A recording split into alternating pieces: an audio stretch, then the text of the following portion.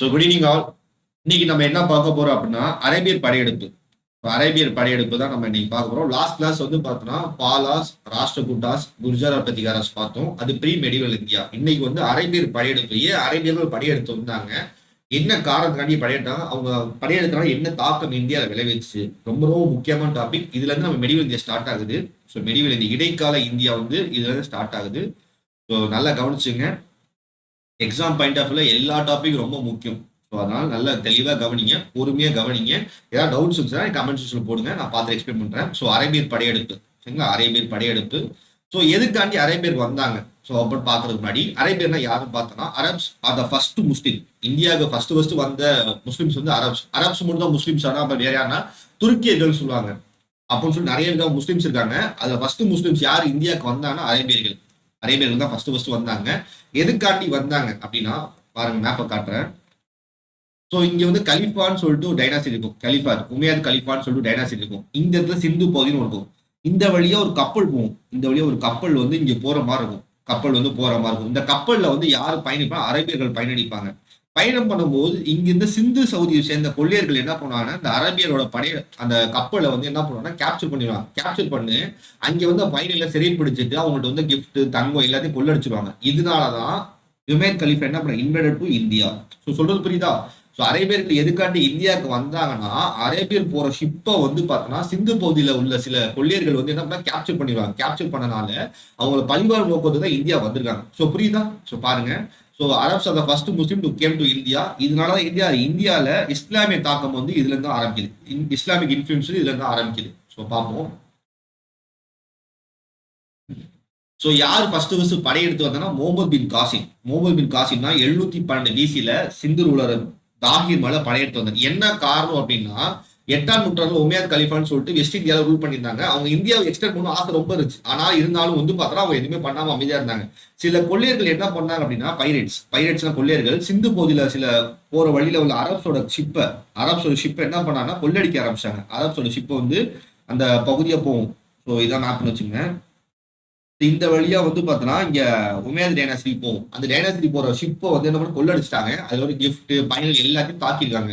So இதனால அந்த ஊர் மன்னர் வந்து ரொம்ப கோபம் பண்ணிச்சு. அந்த ஊர்ல உள்ள ஜென்ரலான முகமது பின் காசிமை எங்க மேல படையெடுத்து அனுப்புறாரு, சிந்து பகுதிக்கு படையெடுத்து அனுப்புறாரு.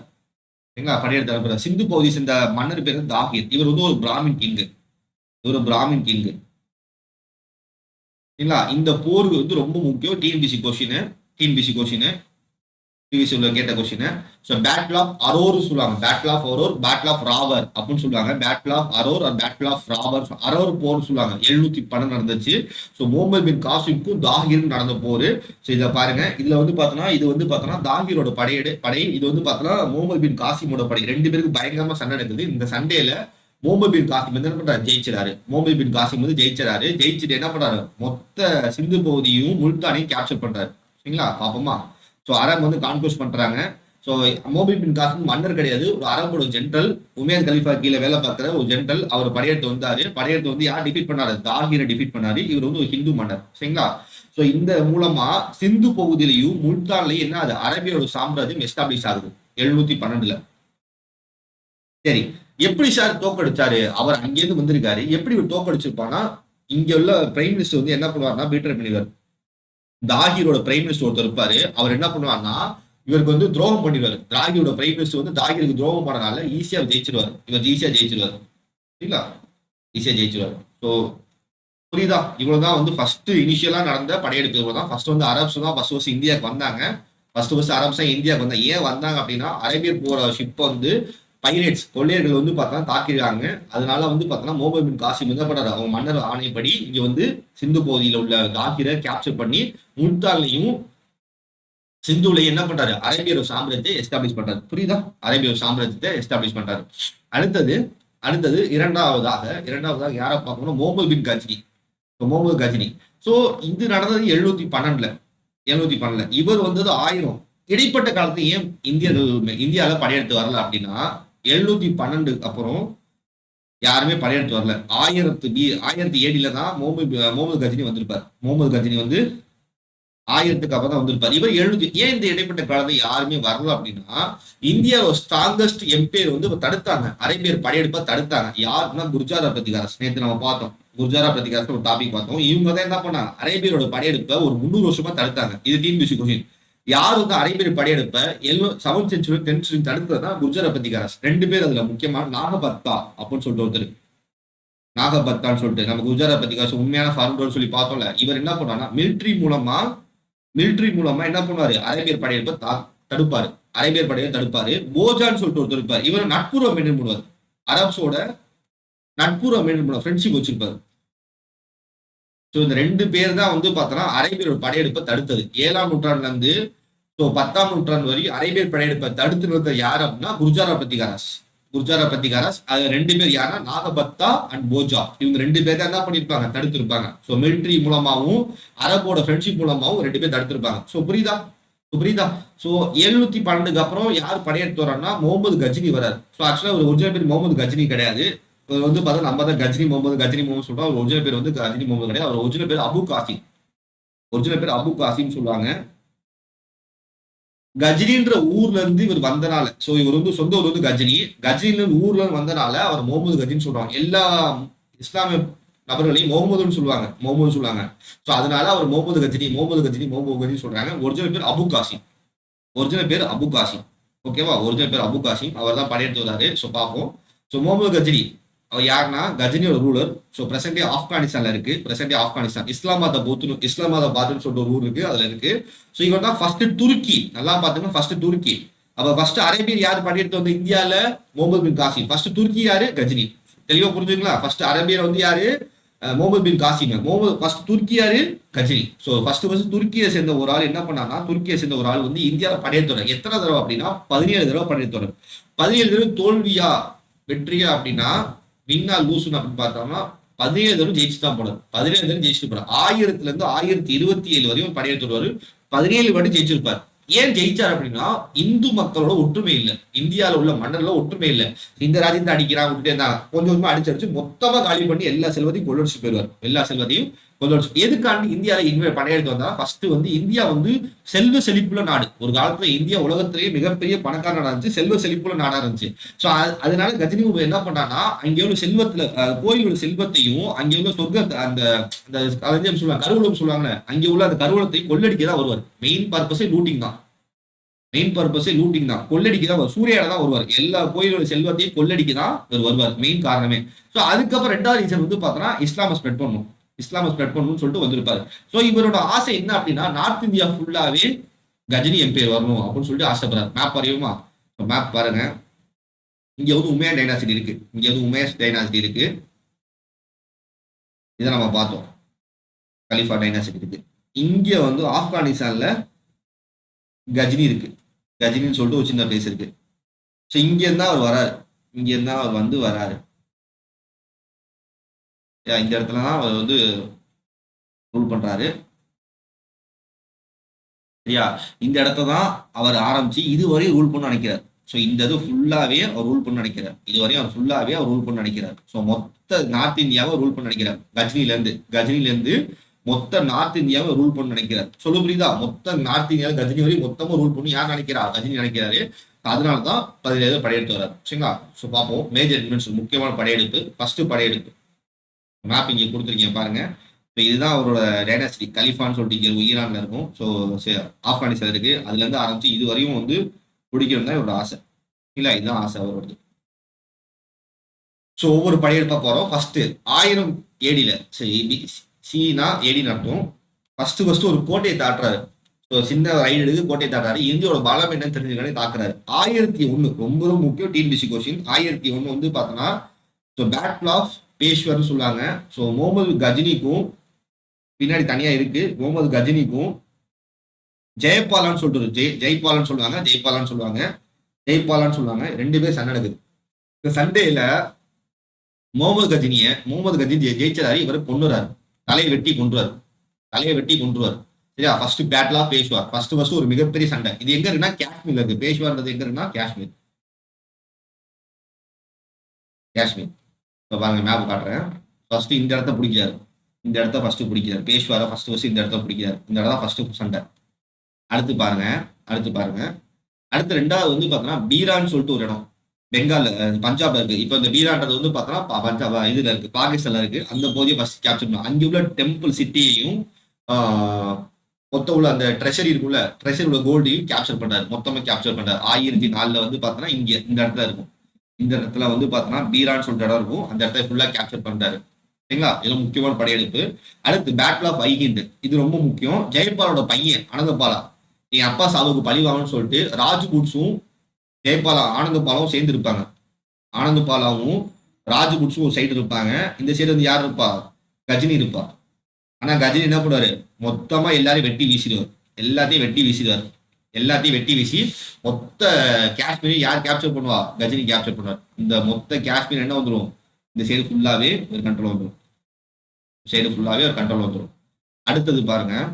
அடுத்தது இது வந்து புரியுதா? ஃபர்ஸ்ட் 1001 பேட்டலா பேசுவாரு. கஜினிக்கும் ஜெயபாலாவுக்கும் நடக்குது.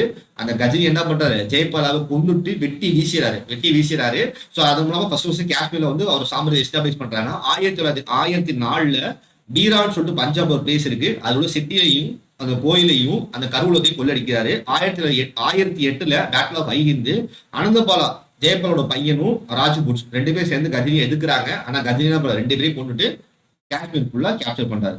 சரிங்களா? அடுத்தது 1011 தானேஸ்வர், இது வந்து ஹரியானா யூபி பார்டர்ல இருக்கு. ஹரியானா யூபி அந்த ரீஜன்ல வரும். பிரசன்டே ஹரியானா யூபியில வரும்.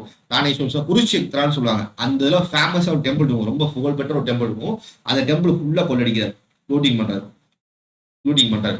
அப்புறம் 1014 மறுபடியும் வந்து தானேஸ்வர் வந்து நம்ம டெவலப் ஆயிட்டு வந்திருக்கும். ஏன்னா செல்வத்துக்குள்ள வந்து கோயில்களை பதுக்கி வச்சிருப்பாங்க. மறுபடியும் அந்த டெம்பிள் வந்து மறுபடியும் கொள்ளடிப்பார். 1014 மறுபடியும் அந்த டெம்பிளை கொள்ளடிப்பார். 1011 14 ரெண்டுலயுமே என்ன தானேஸ்வரில் ஒரு டெம்பிளை கொள்ளடிக்கிறார். சரிங்களா?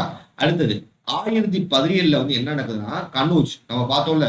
ஸோ பாலாஸ், குர்ஜாரா பிரதிகராஸ், ராஷ்டிரகுடாஸ் 3 பேர் இந்த இடத்துல தான் அடிச்சுப்பாங்க. அப்புறம் மதுரா ஏன்னு சொன்னா ரொம்ப ரிச்சான பிளேஸ் யூபியில இருக்கு. ரொம்ப ரிச்சான பிளேசஸ். இதுல டெம்பிள்ஸ் வந்து ரொம்ப அதிகமா இருக்கும். அந்த டெம்பிள்ஸ் ஒவ்வொன்றையும் காசு கொட்டி கிடக்கும். ஸோ அதுல உள்ள மதுரால உள்ள டெம்பிளையும் கனோஜில் உள்ள டெம்பிள் எல்லா டெம்பிளையும் ஒண்ணு விடாம சூரியாடுறாரு, லூட்டிங் பண்றாரு.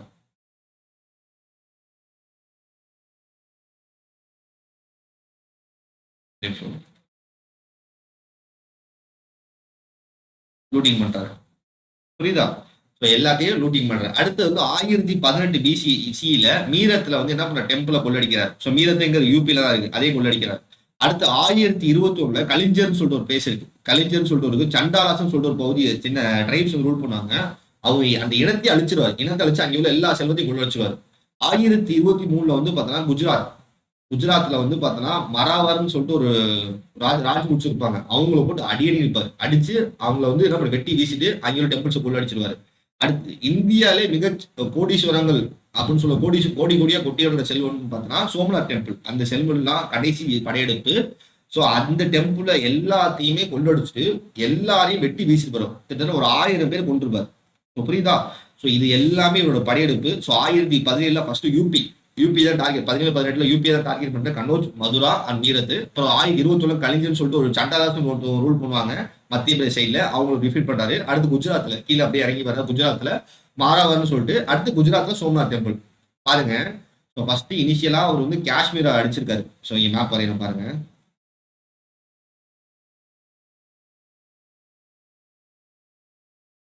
ஸோ இனிஷியலா அவர் என்ன பண்றாரு அப்படின்னா இந்த காஷ்மீரை பிடிச்சிருக்காரு. இந்த இடத்த காஷ்மீரை பிடிச்சிருக்காரு. அப்புறம் இங்க தானேஸ்வருக்கு வந்திருக்காரு ஹரியானாக்கு. அடுத்து வந்து பார்த்தீங்கன்னா யூபி இந்த சைடு வந்திருக்காரு.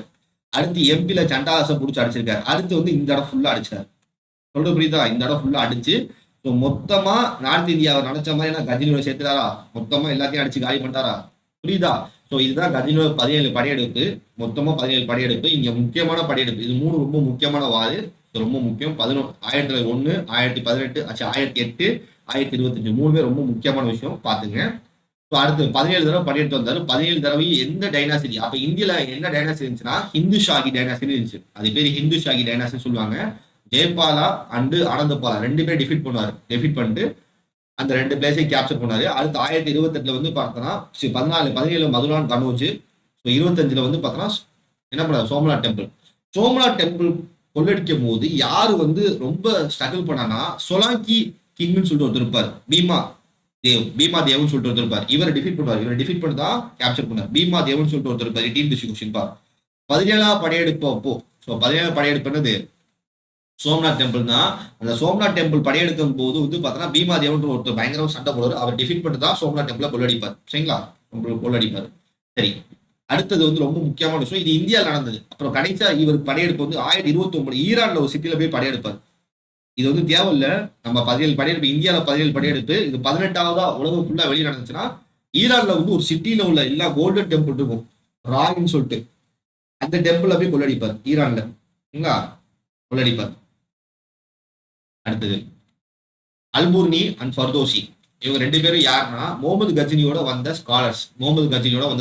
இந்த அல்புர்னி என்ன பண்ணுவாங்கன்னா முகமது கஜினியோட வந்து வாரணாசியில தங்கிடுவார். வாரணாசியில தங்கி இந்தியா வரலாறு ஃபுல்லா படிச்சு புக் எழுதுவாரு. கித்தாப் ஐ ஹிந்து இல்லைன்னா தௌஹீத் ஐ ஹிந்துன்னு சொல்லுவாங்க. இந்தியாவில் எழுதப்பட்ட முதல் வரலாறு புத்தகம் இதான் டிஎன்பிசி கொஸ்டின். அல்புர்னி எழுதுனது. அல்புர்னின்றது யார் அப்படின்னா இந்தியாவில் தங்கியிருந்த இந்தியாவுக்கு வந்த ஒரு ஆர்த்தர் ஸ்காலர். யார் கூட வந்திருப்பாருன்னா முகமது கஜினியோட வந்திருப்பாரு. அவர் வந்து என்ன பண்ண இந்தியாவில் தங்கியிருந்து வாரணாசியில் தங்கியிருந்து இந்தியாவோட வரலாறு ஃபுல்லா ஒரு புத்தகமா எழுதுறாரு. அது பேர் என்னது? கிதாப் ஐ ஹிந்து. இந்தியாவில் எழுதப்பட்ட முதல் ஹிஸ்டரி புக். டிபிசி கொஸ்டின் பா. ஃபர்ஸ்ட் ஹிஸ்டரி புக் என்ன மொழியில் எழுதியிருப்பாருன்னா சமஸ்கிருதத்தில் எழுதியிருப்பாரு.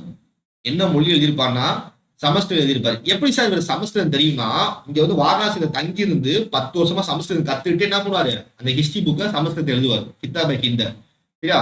அடுத்து ஃபெர்தோஷி. இவர் வந்து பார்த்தோன்னா யார் கூட வருவா அப்படின்னா முகமது கஜினியோட வருவாரு. இது ஒரு ஷானம் பண்றது ஒரு கவிதை, எஸ்ஏ மாதிரி ஒரு கவிதை. ஸோ ஒடிஷாவோட இந்த பெர்சியன் லிட்ரேச்சர் இருக்குல்ல அதை பத்தின ஒரு கவிதை ஷான் அம்மான்றது. இது டிஎன்பிசி கொஸ்டின். இது 2மே டிஎன்பிசி கொஸ்டின், நோட் பண்ணிக்க. சரி, அடுத்தது முகமது கஜினி படையெடுப்புனால இந்தியாவில் என்ன தாக்கம் இருந்துச்சுன்னா நிறைய வெல்த் வந்து பார்த்தா இந்தியாவில் கொள்ளடிக்கப்படுறாங்க. இந்தியா செல்வங்கள் எல்லாம் குறைய ஆரம்பிச்சிச்சு. அதுக்கப்புறம் அவங்க என்ன பண்ணாங்க அப்படின்னா இந்தியா ஃபர்ஸ்ட் பெர்மனண்டா ரூல் பண்ண ஆரம்பிக்கிறாங்க. அவங்க வந்து மெயினாக ரூட்டிங் மட்டும் தான், not to establish rule. Routing மட்டும் தான் வந்தாங்க. கொள்ளடிச்சு அவங்க போயிட்டாங்க. இல்ல இது இது இது வந்து பார்த்தோன்னா மற்றவங்களுக்கு வழி ஒதுச்சிச்சு. ஃபியூச்சர் நிறைய பேர் படையெடுத்து வந்தாங்க. அடுத்தது முகமது கோரி. இவர் வந்து ஃபர்ஸ்ட் ஆப்கான். பார்த்து இதுவரை 3 விஷயம் பார்த்துருக்கோம். ஃபர்ஸ்ட் அரபு யாரு? முஸ்லீம் யாரு? ஃபர்ஸ்ட் அரபு வந்து யாரு? முகமது காசிம். அவர் தான் ஃபர்ஸ்ட் அரபு வந்து இந்தியாவில் படையெடுத்து வந்தது. ஃபர்ஸ்ட் துருக்கி யாரு? ஃபர்ஸ்ட் டர்க்கி வந்து பார்த்தோன்னா கஜினி. ஃபர்ஸ்ட் ஆப்கான் ட்ரைப் யாரு? ஆப்கான் வந்து பார்த்தோன்னா கோரி. இது 3மே டிஎன்பிசி கொஸ்டின், நோட் பண்ணிக்கங்க. கேட்டிருக்காங்க. First Arabian to invite India வந்து பார்த்தீங்கன்னா முகமது காசிம். ஃபர்ஸ்ட் துருக்கி டு இன்வைட் இந்தியா வந்து பார்த்தீங்கன்னா Muhammad Ghazni. First Afghan to invite India வந்து முகமது கோரி. சரிங்களா? ஓகே, முகமது கோரி தான் பார்க்கலாம். கோரி இவர் வந்து பார்த்தீங்கன்னா குரியாத் சொல்லிட்டு ஒரு டைனாசிட்டி இருக்கு ஆப்கானிஸ்தான்ல. அந்த டைனாசிட்டியை சேர்ந்து ரூல் பண்ண ஒரு மிகச்சிறந்த மன்னர். இவர் வேலை என்ன அப்படின்னா இந்தியாவில் எப்படியாவது முஸ்லீம் சாம்ராஜ்யம் எஸ்டாப்ளிஷ் பண்ணணும், அதுதான் இவர் வந்தார். ஸோ கஜினி வந்ததுக்கும் இவர் வந்ததுக்கும் நிறைய வித்தியாசம் இருக்கு. சரிங்களா? கஜினி வந்ததுக்கும் இவருக்கும் நிறைய வித்தியாசம் இருக்கு. ஃபர்ஸ்ட் படையெடுப்பு வந்து பார்த்தோம்னா 1175 முல்தானையும் சிந்து போட்டு அடியடிப்பார். அடியடிச்சு அங்கே உள்ள எல்லா மன்னரையும் டிஃபீட் பண்ணுவார். எல்லா கிங்ஸையும் டிஃபீட் பண்ணுவார். சரியா? இருந்தாலும் இங்க முஸ்லீம் மன்னர்களே ரூல் பண்ணாலும் அவங்களையும் இப்போ டிஃபீட் பண்ணாரு. சரிங்களா? அடுத்து குஜராத் 1178 குஜராத்தை டிஃபீட் பண்ணுவாரு. அங்க வந்து சோலாங்கி மன்னரான பீமா டூன்னு ஒருத்தர் ரூல் பண்ணுவாரு. ஸோ அந்த பாபா பீமா ஒன்னு சொல்லி பார்த்தோம், ஞாபகம் இருக்கா? கஜினி காலத்துல இருந்தார்ல, அதே வம்சம் சேர்ந்தவங்க வந்து ரூல் பண்ணிட்டு இருப்பாங்க. ஸோ 100 வருஷமா அந்த வம்சம் சேர்ந்த பீமா டூன்ற சோலாங்கி மன்னரை யார் டிஃபீட் பண்ணிருப்பாரு அப்படின்னா கோரி. ஸோ குஜராத்தை ஃபுல்லா அடிச்சு காலி பண்ணிடுவார். அடுத்தது 1182 கேப்சர்ட் சிந்து ஃபோர்ட். சிந்துல உள்ள துறைமுகத்தை கேப்சர் பண்ணுவார். அடுத்து 1186 ரொம்ப முக்கியம், பின்னாடி இருக்கு பாருங்க. பஞ்சாப் சூறையாடல். பஞ்சாப்ல உள்ள எல்லாத்தையும் சூறையாடுவார். ஸோ இதுல வந்து யார் அப்படின்னா கஜினியோட வம்சாவளியை சேர்ந்த ஒரு மன்னர் ரூல் பண்ணிட்டு இருப்பார். அவர் பேர் வந்து பார்த்தோன்னா குர்சவ் கான் சொல்லிட்டு ஒருத்தர் இருப்பார். கஜினி வம்சம் சேர்ந்த ஒரு ஆள் வந்து ரூல் பண்ணியிருப்பாரு பஞ்சாப்ல.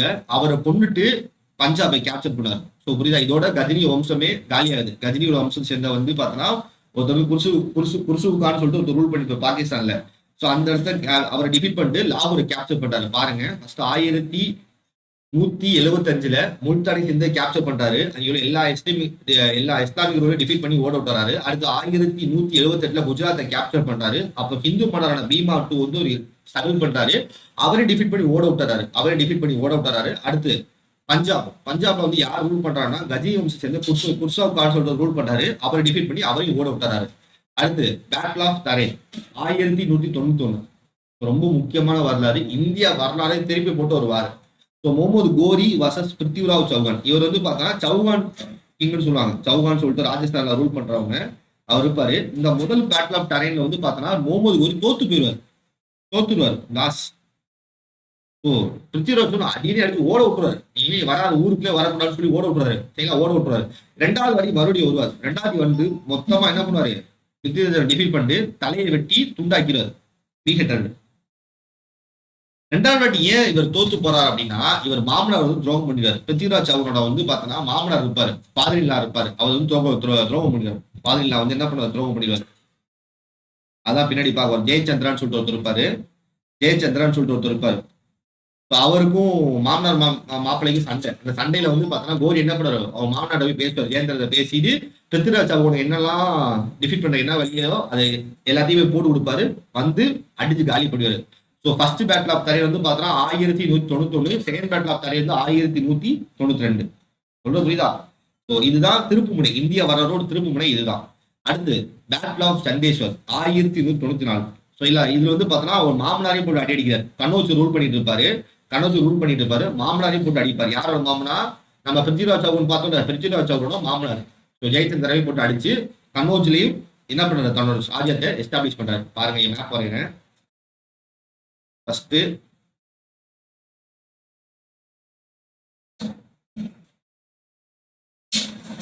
எந்த இடத்தை கேப்சர் பண்றாரு அப்படின்னா இந்த இடத்த கேப்சர் பண்றாரு இந்தியாவில். அப்படியே கீழே வராரு, இங்க வராரு. அடுத்து குஜராத்தை கேப்சர் பண்ணாரு. அடுத்து பஞ்சாப், ஆல்ரெடி பஞ்சாப் சிந்து முல்தான்லாம் இவர் கண்ட்ரோலா இருக்கு. அப்படியே கீழே இறங்கி வந்து இங்க வரையும் வந்துட்டார், ராஜஸ்தான் வரையும் வந்துட்டார். இந்த இடத்த வரையும் கேப்சர் பண்ண ஆரம்பிச்சார். மொத்தமா இது ஃபுல்லா ஆப்கானிஸ்தான், அந்த கோரியில இருந்து பெங்கால் வரையுமே என்ன பண்றாரு, இவர் முடிச்சிட்டார். பெங்கால் வரையுமே இதுவரையும் பிடிச்சிருப்பாரு. மொத்தமா கோரி டைனாஸ்டில இருந்து அந்த பெங்கால் வரையுமே ஃபுல்லாவே யார் கேப்சர் பண்ணிருப்பார், இவர் தான் கேப்சர் பண்ணிருப்பாரு. சரி, இவர் எப்படி இறந்து போனார் அப்படின்னா மார்ச் 15ஆம் தேதி எல்லாத்தையும் பிடிச்சி வரும், கேப்சர் பண்ணி பயங்கரமா இது பண்ணார். மார்ச் 15ஆம் தேதி 1216 வந்து என்ன பண்ணுவாங்கன்னா 2 ட்ரைப்ஸ், மோசமான 2 ட்ரைப்ஸ், கொக்கோரோஸ் சொல்லிட்டுவாங்க. கொக்கோரோஸ் அப்படின்னு சொல்லிட்டு ஒரு ட்ரைப்ஸும் ஷியாஸ் முஸ்லிம்ஸும் என்ன பண்ணுவாங்கன்னா இவரை டிஃபீட் பண்ணி கொண்டுருவாங்க முகமது கோரியை. ஸோ இது ஒரு ட்ரைபு. இவங்க ஒரு முஸ்லீம் என்னதை சேர்ந்த ஷியா முஸ்லீம், சன்னி முஸ்லீம் சொல்லுவாங்களே, அந்த முஸ்லீம்ஸ்ல ஒரு பெரிய இவங்க என்ன பண்ணுவாங்க, கோரியை டிஃபீட் பண்ணி கொண்டுருவாங்க. இதோட கோரி டைனாஸ்டி முடிஞ்சு போச்சு. கோரி வந்து எங்க போவார்னா தன்னோட சொந்த ராஜ்யத்துக்கு பார்க்க போவார், ஆப்கானிஸ்தான் பார்க்க போகும்போது தான் வந்து சந்தி நதி வழியில கொண்டுருவாங்க இல்ல. சோ போகும்போது குத்துபின் ஐபக்கை தன்னோட ஆதரவாளராக விட்டு போவார், வைசராக விட்டு போவாரு. இவர் வந்து ஒரு அடிமை, மிலிட்டரி ஸ்லேவ்னு சொல்லுவாங்க, ராணுவ அடிமை. சரியா? சோ இவர் இறந்ததுக்கு அப்புறம் அடிமை வம்சம் இந்தியால அரங்கிது. சொல்லு புரியுதா? இதோட முகமது கஜினி முடியுது. ஸோ புரியுதா? பார்ப்போம். ஃபர்ஸ்ட் 1715 வந்து பார்த்தா முல்தான்ல படையெடுக்கிற சக்சஸ், குஜராத்ல படையெடுக்கிறாரு, தோல்வி ஆனாலும் அவர் மண்ணை டிஃபீட் பண்ணிக்குவாரு. லாகூர் படையெடுப்பு வெற்றி. அடுத்து முதல் பேட்டில் ஆஃப் தரையில தோத்து போறாரு, 2ஆம் பேட்டில் ஆஃப் தரையில ஜெயிச்சாரு. அடுத்து சந்தேப்பூர் பேட்டில் கோரி டிஃபீட் பண்ணிட்டு கோரி என்ன பண்ணாரு, அவங்க அனந்தபாலா ஜெயச்சந்திரா டிஃபீட் பண்ணிட்டு கோரி வந்து என்ன பண்ணாரு, கனௌஜை கேப்சர் பண்றாரு. 1206ல கோரி செத்ததுக்கு அப்புறம் குத்துபின் Aibak become Sultan of Delhi. Delhi சுல்தான் ஆறாரு. இதுல முக்கியமான இன்னொரு ப்ரீவியஸ் கொஸ்டின் இதுதான். நம்ம பிருத்திவிராஜ் பார்த்தோம்ல, யாரு, சௌஹான் கிங், இவருக்கும் மாமனான்னு சொல்லிட்டு ஒரு ஜெயச்சந்திரன் பார்த்தோம்ல, அவரோட பொண்ணு சமுத்ரான்னு சொல்லுவாங்க, சமுத்திர தேவின்னு சொல்லுவாங்க. அந்த பொண்ணுக்கும் பிருத்திவிராஜுக்கும் ஒரு லவ் ஸ்டோரி இருக்கும். அந்த லவ் ஸ்டோரியை பிருத்திவிராஜ் ஆசிரம் சொல்லிட்டு ஒரு எழுதியிருப்பார். இது டிஎன்பிஎஸ்சி கொஸ்டின் பா. அது எழுதுற யாருன்னா சந்து பரணி.